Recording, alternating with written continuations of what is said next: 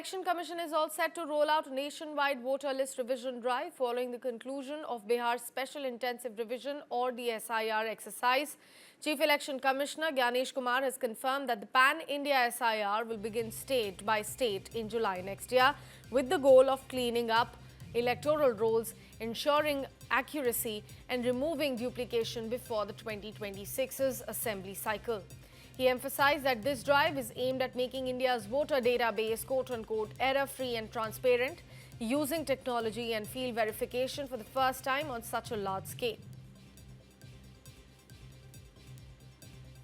SIR pan India की बात, तो अगर आप 24 जून के चुनाव आयोग द्वारा निर्गत आदेशों को देखेंगे तो पैन इंडिया अर्थात हर स्टेट और यूटी में SIR करने का निर्णय चुनाव आयोग ले चुका है।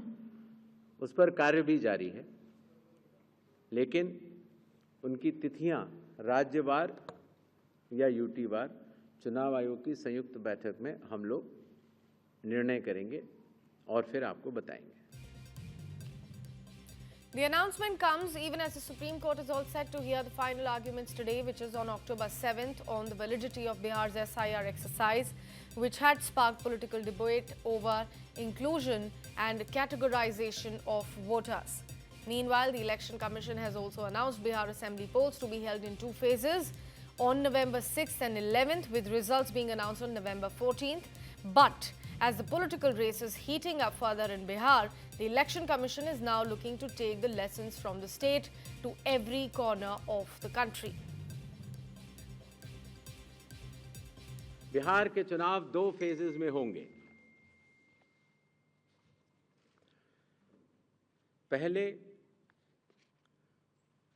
फेज के गैजेट नोटिफिकेशन 10 तारीख को आएगा, दूसरे का 13 को।